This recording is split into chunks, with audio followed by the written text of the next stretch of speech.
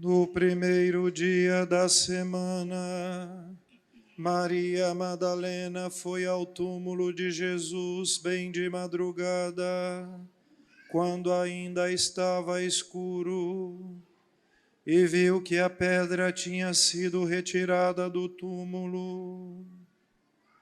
Então ela saiu correndo e foi encontrar Simão Pedro e o outro discípulo, aquele que Jesus amava, e lhes disse: tiraram o Senhor do túmulo e não sabemos onde o puseram.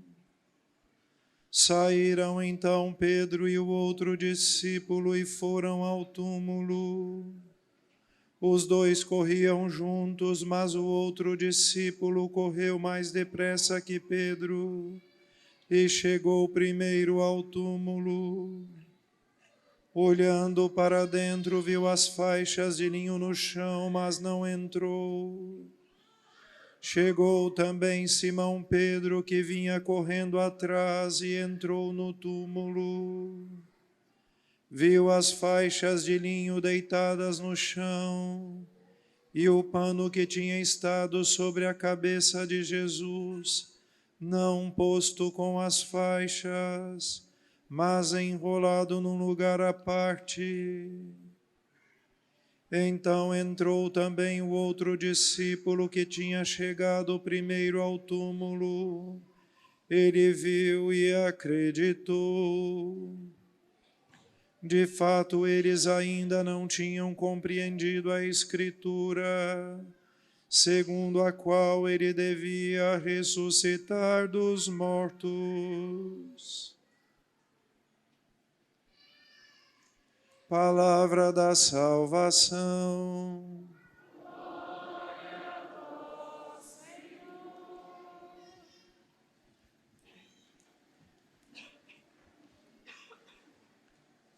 O casal que está em pé aí, se quiserem, tem lugar aqui na minha frente, se quiserem se assentar, tá bom? Meus caros irmãos, durante 40 dias nós nos preparamos para esse dia tão especial que é a Páscoa de Jesus Cristo, o domingo da sua ressurreição. E hoje o texto do Evangelho de São João que eu acabei de ler nos conduz ao realismo deste dia e deste acontecimento. Infelizmente, por uma série de razões que são do tipo científicas ou pseudocientíficas, e também por uma certa teologia que no último século, infelizmente, acabou influenciando a igreja, porque ela não veio primeiro de dentro da igreja católica, né? Nós começamos a pensar na ressurreição, mas como um fato mitológico, ou simplesmente, como diziam alguns teólogos, como se fossem simplesmente assim uma recordação piedosa dos discípulos, dos apóstolos, que querendo, vamos dizer assim, manter viva a memória de Jesus, afirmavam a sua ressurreição, porém este era simplesmente um fato que havia se dado dentro do seu coração. Porém os textos de hoje, por duas razões que são bastante importantes, eles indicam o fato da ressurreição como um fato inequívoco, ou seja, como um fato verdadeiro. Em primeiro lugar, o túmulo vazio. Hoje nós ouvimos este evangelho, não sei se vocês se deram conta, se não estou enganado, apareceu 7 vezes a palavra túmulo. Porque Maria Madalena, e depois isso vai acontecer com João, Pedro e João, eles vão ao sepulcro de Jesus, eles sabiam bem onde Jesus tinha sido sepultado, e vão na manhã do domingo, logo de madrugada, como nós ouvimos ontem, no Evangelho de Marcos, e encontram o túmulo vazio. O túmulo vazio por si só poderia ser inclusive uma armação, como os próprios judeus depois quiseram inventar para criar, vamos dizer assim, uma outra história para explicar o túmulo vazio. Mas o próprio fato de haver mais de uma história mostra que de fato ele estava vazio. Então, o túmulo vazio sozinho não poderia significar nada, ou poderia significar, inclusive, uma armação da parte dos apóstolos. Mas o fato de Jesus ter dito antecipadamente que ressuscitaria faz com que este fato já tenha sido explicado a priori. Ou seja, aqui fatos e palavras se iluminam e se explicam mutuamente. Por isso, há uma primeira evidência histórica da ressurreição de Jesus, que é o seu túmulo vazio. E há uma segunda evidência histórica da ressurreição de Jesus, que são as aparições que Cristo faz, particularmente aos seus apóstolos. São Pedro, hoje nos Atos dos Apóstolos, nós ouvimos um pequeno trecho do discurso que ele faz depois de Pentecostes, né? Ele vai dizer que Jesus, um homem aprovado por Deus, ungido do Espírito Santo, passou fazendo o bem e desde o seu batismo até a sua morte foi conduzido pelo Espírito Santo e ele morreu crucificado numa cruz e ao terceiro dia ressuscitou. E depois apareceu a testemunhas por ele escolhidos, a começar de nós. Então, a aparição de Jesus aos seus apóstolos, e depois também a outras pessoas que não eram seus apóstolos, São Paulo, na primeira carta aos Coríntios, vai inclusive enumerar quais são essas aparições. Vai dizer que apareceu a Cefas, a Tiago, depois a 600 irmãos, dos quais muitos viviam quando São Paulo escreveu aquela carta aos Coríntios, e ele vai dizer, e por fim, apareceu para mim como a um aborto. Ou seja, estas aparições de Jesus junto com o túmulo vazio atestam a historicidade do fato. Mas há um elemento que dá peso ainda maior à ressurreição de Cristo, que é a postura dos próprios apóstolos. Nós sabemos que depois da crucificação de Jesus, e a gente viu isto durante esses últimos tempos, e vamos ver ainda nos evangelhos, depois da crucificação de Jesus, e depois da sua morte, e mesmo depois que eles tinham escutado tantas vezes a palavra a respeito da ressurreição, né, eles ficam com medo e ficam escondidos lá no cenáculo, né? Ou seja, eles estão temerosos por aquilo que pode acontecer com eles, já que com seu mestre o fim da vida foi a morte mais ignominiosa que podia ter, que era da crucificação. Então era claro, como seus discípulos, na cabeça deles vamos nos esconder, porque isso também pode acontecer conosco, né? Então eles estão trancafiados lá no cenáculo. E depois da aparição de Jesus e depois do encontro do túmulo vazio, aqueles apóstolos que eram homens muito simples, sem nenhuma proeminência social, estavam dispostos a sair pelo mundo e a pregar o evangelho, a enfrentar inclusive todo o Império Romano sem nenhuma arma, a não ser a fé de que se eles morressem, Cristo poderia dar a eles a mesma vida que havia recebido do Pai por força da sua ressurreição. Então, se Cristo não tivesse ressuscitado e se os apóstolos não o tivessem encontrado, certamente teriam pensado, bom, se ele não foi capaz de salvar a si mesmo, essa foi a tentação dos soldados aos pés da cruz, né? Bom, se você já salvou a outro, salva-te a ti mesmo, né? Aos pés da cruz, assim disseram os soldados. Então, se Cristo não tivesse ressuscitado e os apóstolos não o tivessem encontrado, o primeiro pensamento que haveria de ter passado na cabeça deles era esse: bom, se ele não foi capaz de salvar-se a si mesmo, também não pode nos salvar. E por isso nós não podemos expor a nossa vida por Cristo. E foi justamente o contrário. Eles saíram imediatamente depois da experiência com o ressuscitado e começaram a pregar o evangelho dispostos a dar a sua própria vida. Se fizeram isto é porque tinham a certeza de que aquele que morreu também ressuscitou. E se assim o fez, se eles morressem, também poderiam dar a eles a ressurreição. Então, a ressurreição de Jesus que nós estamos celebrando, atualizada dentro da celebração da Santa Missa, porque aqui revivemos e atualizamos sobre este altar o mistério da paixão, morte e ressurreição de Jesus, não é só uma ideia piedosa que está na nossa cabeça. Não é nem mesmo só assim um fato que é impossível de provar do ponto de vista científico. Na verdade, a ressurreição de Jesus é um acontecimento que tem data e hora marcada. Foi feito um estudo uma vez, cruzando os elementos históricos que aparecem no Evangelho, e a crucificação de Jesus, com grandíssima probabilidade, se deu no dia 3 de abril, às 15 horas da tarde. Isso significa que a ressurreição de Jesus também tem uma data específica. Ela aconteceu no dia 5 de abril de madrugada. Num domingo como este, bem de madrugada, o Senhor venceu as portas da morte, como nós ouvimos hoje na sequência pascal. Foi esta pequena oração cantada antes da proclamação do Evangelho. Por que eu estou colocando em evidência tudo isto? Ontem, quem participou da vigília pascal, viu que eu abençoei uma grande vasilha de água, inclusive ontem já usada para batizar uma pessoa. E como eu abençoei aquela água? Eu tomei essa grande vela, que é chamado Círio Pascal, que é sinal de Jesus ressuscitado, a luz do mundo que brilha no meio das trevas. E num determinado momento da oração, eu tomei o Círio Pascal e mergulhei ele 3 vezes na água e o mantive dentro da água. Este sinal simbólico indica aqueles 3 dias que Jesus ficou dentro do túmulo. Então, Jesus Cristo entrou para dentro do túmulo na sexta-feira e só foi ressuscitar ao 3º dia. Então, esse tríplice mergulho do círio dentro da água é um símbolo ou um sinal destes 3 dias que Jesus permaneceu morto, enterrado naquele sepulcro. Depois o círio é tirado da água e é recolocado nesse lugar. E com aquela água, ao longo de todo esse ano, a gente vai batizar crianças e adultos. Por que eu estou chamando a atenção disto? Porque também na nossa vida, e é aquilo que nós queremos, a ressurreição também é um fato histórico. Esses 40 dias nós nos preparamos e fizemos um caminho penitencial, porque queríamos provar também na nossa vida a experiência da ressurreição. Porém, a ressurreição na nossa vida também é um fato histórico. Eu não sei qual foi o dia de vocês, mas no meu caso foi no dia 12 de novembro de 1978.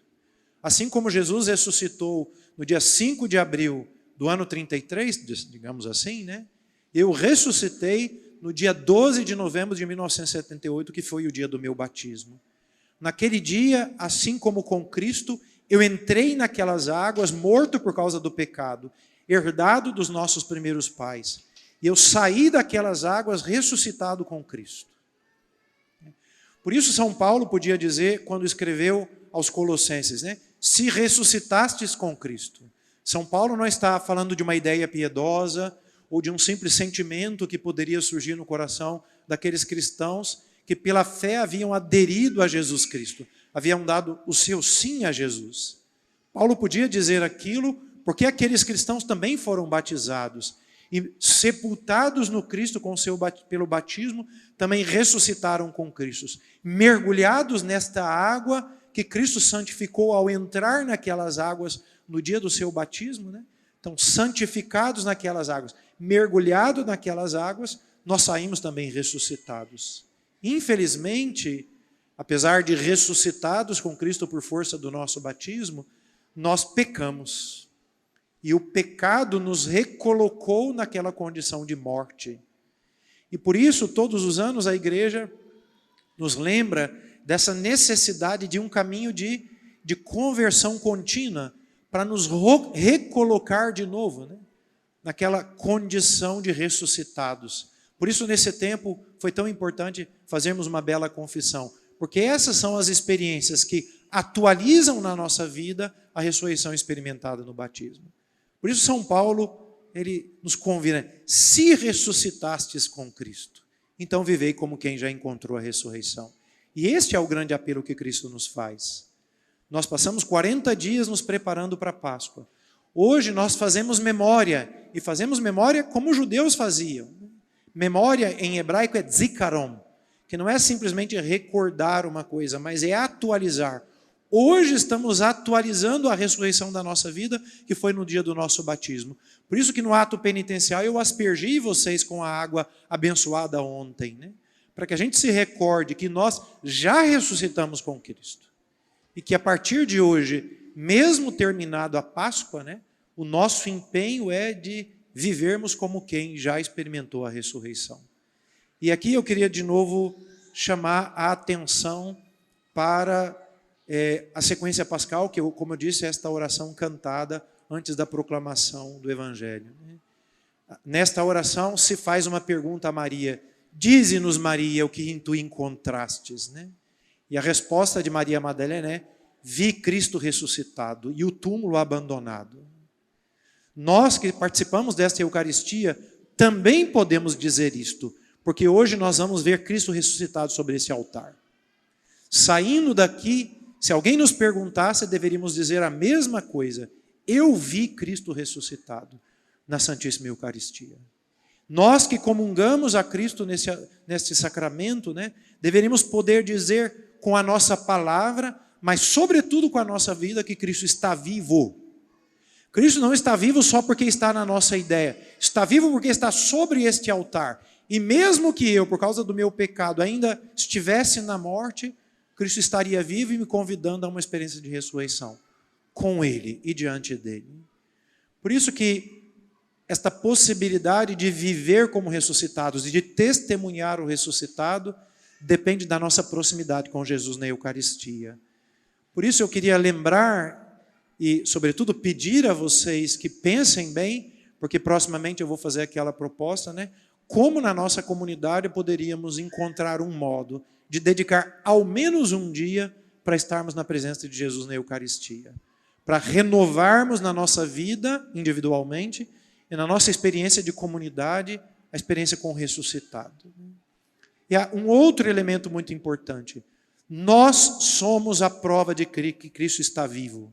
Assim como os apóstolos, que tiveram a coragem de permanecer fiéis ao Senhor e de, inclusive, dar a sua vida por causa de Jesus, né? Nós estamos aqui. Eu gostaria de perguntar a vocês: vocês teriam coragem de estar aqui, gastando o tempo de vocês, confessando os pecados, abrindo mão de tantas coisas prazerosas nessa vida, se aquele que pediu isso a vocês estivesse morto? Eu não teria coragem. Se Jesus Cristo fosse como Maomé, se Jesus Cristo fosse como Buda, se Jesus Cristo fosse como Allan Kardec, se Jesus Cristo fosse como qualquer outro fundador de religião, que jazesse dentro de um sepulcro, eu não teria coragem de segui-lo. Porque ele não poderia me dar aquilo que nem ele deu a si mesmo. Eu estou aqui e permaneço fiel a Jesus, porque eu sei, como diz o apóstolo Paulo, que nem a morte, nem a vida, nem os anjos, nem os demônios, nem a espada, nem o sofrimento, nem a morte podem me separar do amor de Cristo. Eu imagino que vocês estejam aqui também por causa disso. Cada domingo, cada dia, o esforço cotidiano para permanecermos fiéis a Jesus só tem uma razão: porque Ele está vivo. E mesmo se me tirassem todas as coisas, inclusive a vida, Ele poderia me devolvê-la de uma maneira que ninguém pode me tirar, que é aquela vida feliz que está no céu. Por isso, meus irmãos, eu sei que esta vida é uma permanente quaresma, e eu sei que esta vida ela é uma permanente experiência de paixão, mas nunca se esqueçam disto, que esta experiência não tem a última palavra na nossa vida. Tem o Senhor ressuscitado. E tem a sua força que pode também ressuscitar a nós, que hoje comungamos o seu corpo e o seu sangue. Por isso eu queria desejar de todo o coração realmente uma experiência renovada de Páscoa. Não por um sentimento qualquer, mas por essa convicção. E queria dizer duas coisas para terminar a minha homilia. Vocês também um dia ressuscitaram pelo batismo. Seria muito bom que vocês descobrissem qual é este dia, para celebrá-lo com grande festa. Eu, depois que fiquei padre, né, tenho indicado sempre isso nos batismos que eu faço, né? Guardem essa data e celebrem com seus filhos como vocês celebram o nascimento natural deles. Todas as vezes por ano, uma vez por ano, a gente faz festa porque a gente nasceu no dia tal. Eu no dia 10 de setembro de 1978. Né? Então eu celebro esse dia. Mas deveríamos ter o mesmo cuidado de celebrar aquele dia em que Cristo nos deu a vida e a vida que não tem fim. E uma segunda coisa que vai ser uma indicação para esse tempo pascal e que serve também para aqueles que nos acompanham lá no YouTube, que escutam as homilias de perto ou de longe. Né? Vocês sabem o tanto que eu falo sobre a Eucaristia, o quanto tenho incentivado na nossa comunidade que vocês participem da missa, que tirem tempo para a adoração, mas me dou conta sempre mais que nós poderíamos melhorar demais a participação a nossa participação na Santa Missa. Nós já o fazemos bem. Eu realmente me considero um padre muito felizardo, porque vejo o empenho de vocês, o cuidado na participação da missa de tantas maneiras. Porém, a gente deveria melhorar a nossa participação para aproveitarmos mais deste momento, né, que é muito curto. A grande maioria de vocês consegue participar da missa só aos domingos, então é 1h e 15 minutos durante a semana, muito pouco. E nós deveríamos penetrar nesse mistério e tirar o máximo de proveito que nós somos capazes daquilo que Deus quer nos oferecer neste tempo. Por isso eu me comprometo com vocês, e vou começar a fazer isso a partir do próximo domingo, durante todo esse tempo pascal, além de alguma palavra sobre as leituras, eu vou dedicar tempo para explicar um pouquinho a celebração da Santa Missa, para que a gente consiga não só compreender intelectualmente, mas tirarmos o máximo de proveito da nossa celebração. Por isso, eu os convido a não perderem a missa durante esses próximos domingos, né? Vocês já o fazem comumente, né? Mas para acompanharem uma reflexão continuada, claro, eu não vou fazer isso num domingo só, vou picar a explicação durante esses 5 domingos da Páscoa, né? Mas para que a gente consiga compreender um pouquinho mais como aqui nós podemos nos encontrar com o ressuscitado e como, saindo daqui, a gente também pode dizer que o encontrou.